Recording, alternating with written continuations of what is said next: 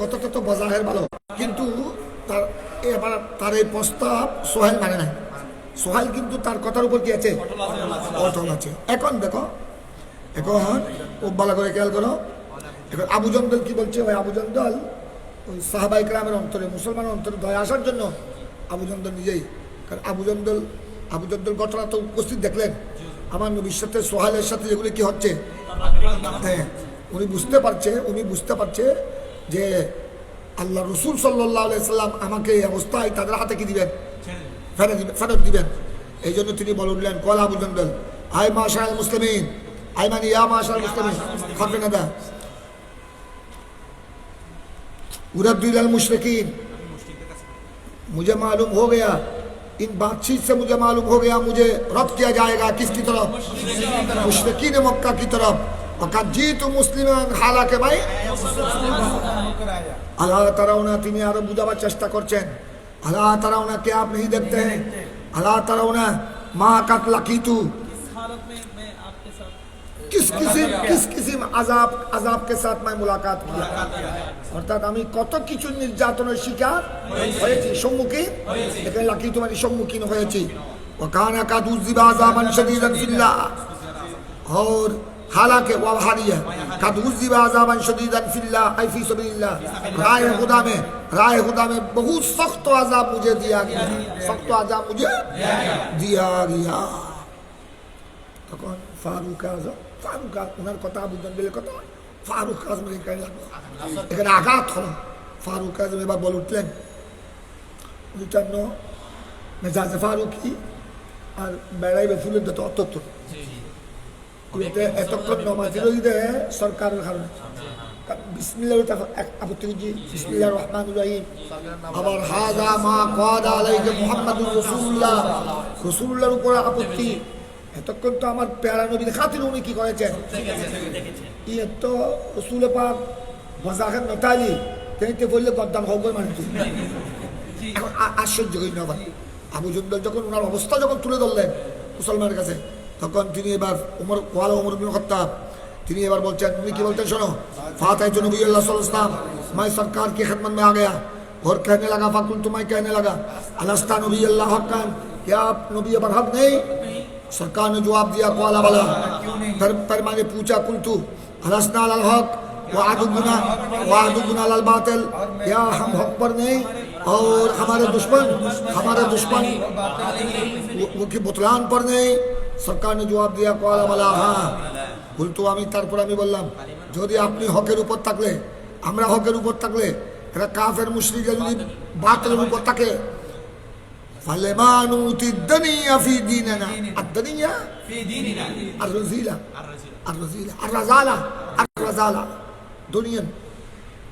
দুনিয়ার মাদ্দা অথবা ধনবুন অথবা দনিয়ন, অথবা ধনবুন দনিয়ন মানে কমি না, ধনবুন মানে গরিব পোনা। যেহেতু দুনিয়ার হায়াত ইত্তরাবাতি সাআ,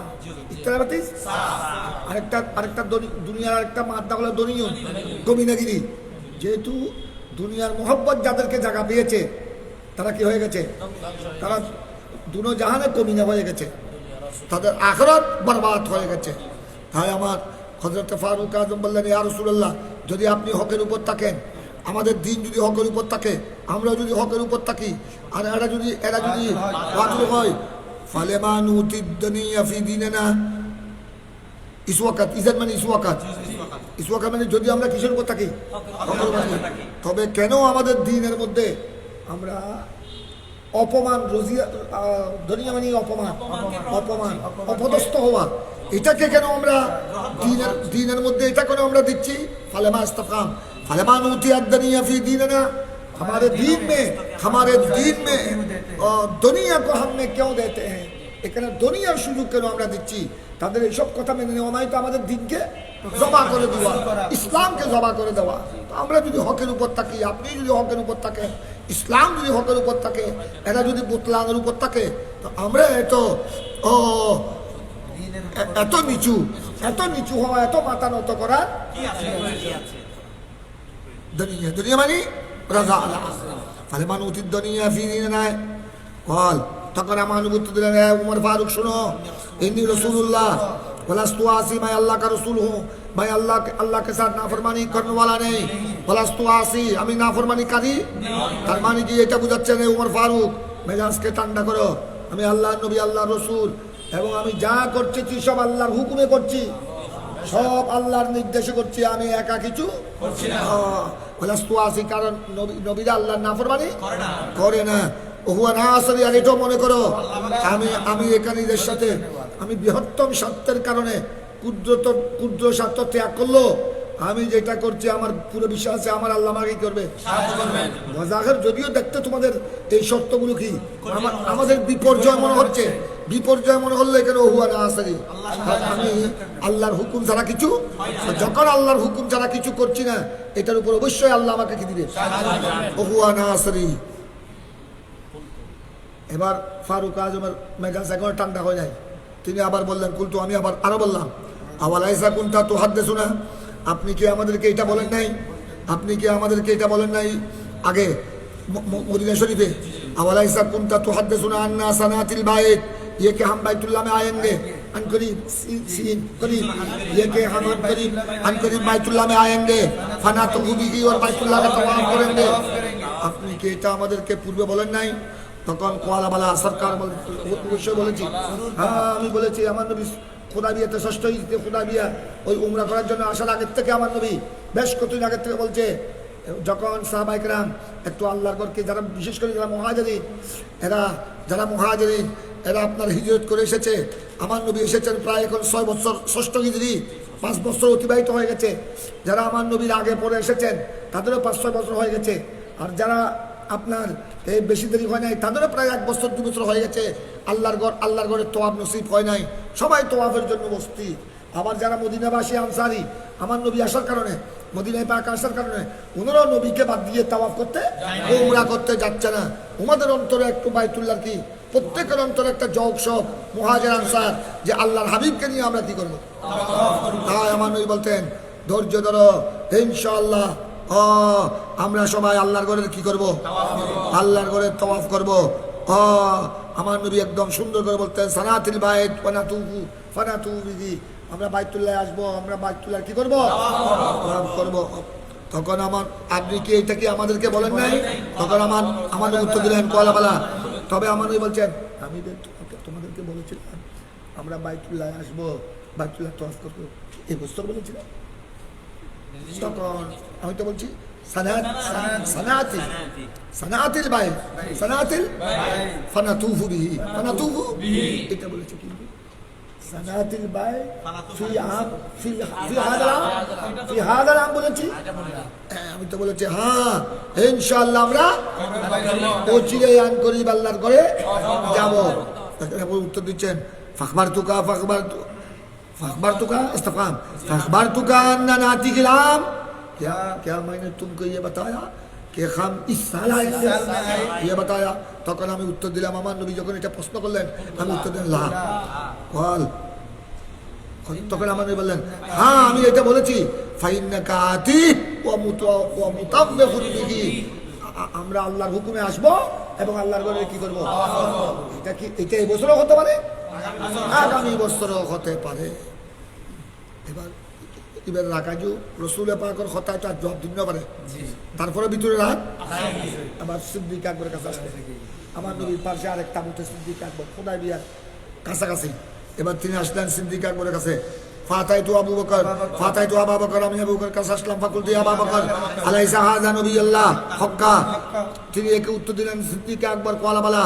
কুলতু আমি আবার বলছিলাম আলাসনা আলাল হক ওয়া হাদুকুম আলাল বাতিল, হযরত এখানে কোয়ালার ফাইল আবু বকর, তিনি উত্তর দিলেন বালা। কুলতু ফালামা নুতিদ দুনিয়া ফি দীনিনা ইজান, ওই একে প্রশ্ন, যে প্রশ্ন আমার নবীর কাছে করেছেন একে প্রশ্ন কার কাছে করেছেন। তখন এবার সিদ্দিক আকবর বললেন ওনাকে কল আইয়ুহা রাজুল, ওনাকে আইয়ুহা রাজুল বলে হে গুরু, হে নওজোয়ান পুরুষ, হে পুরুষ, হে উমর, আইয়ুহা রাজুল ইন্নাহু রাসূলুল্লাহ, অবশ্যই আমার নবী ওয়ালাইসা ইয়াসি রাব্বা হুয়া নাসরুহু, এটাও জেনে রাখো আমার নবী যেটা করছেন এটার উপর আল্লাহ কি আসবে, কারণ উনি এগুলো আল্লাহর অবাধ্য করছে না, উনি সব আল্লাহর ইশারায় করছে। হুয়া নাসরুহু আর বললেন হযরত সিদ্দিক আকবর ফারুক আজমকে ফাস্তামসিক বেগরজি, ফাস্তামসিক গর্জুনের এক মানে গর্জুন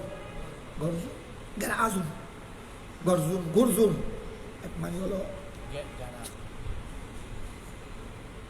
যে লাঠি সীমানা, মানুষের সীমানা দেন একটা, দুই ভাইয়ের মাঝখানে একটা সীমানাটা বড় শক্ত করে কাঁদে, এইটাকে গর্জন বলা হয়।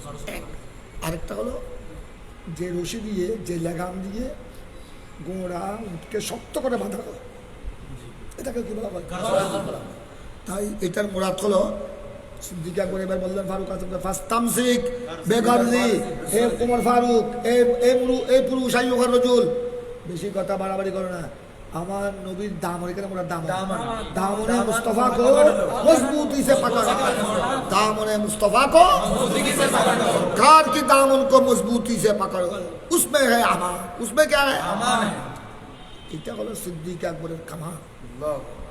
সরকার যে উত্তর দিয়েছে এটা হলো সিদ্দিক আকবরের কামাল, এটা কামাল সিদ্দিক আকবর। এই কারণে তো ওনাকে বলা হয়েছে আফদলুন নাস। উনি যে মকামে পৌঁছেছেন, দেখা যায় ফারুক আজম সেই মকামে পৌঁছতে পারবেন। তো যদি সিদ্দিক আকবরের মকামে ফারুক আজম পৌঁছতে না পারে, তো পৃথিবীর কোন সাহাবী, কোন তাবেঈন, তবে তাবেঈন, সারা বিশ্বের মুসলমান ওখানে পৌঁছতে পারবে?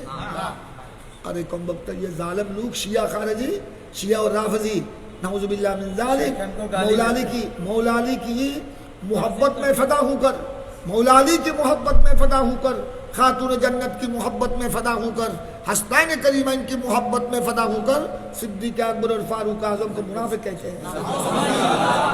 ये सिर्फ अमीर मुआविया की शान में गुस्ताखी करता है, ये नहीं, अमीर मुआविया की शान में भी गुस्ताखी करता है, और वह साथ साथ सिद्दीक अकबर फारूक आजम की शान में गाली देता है।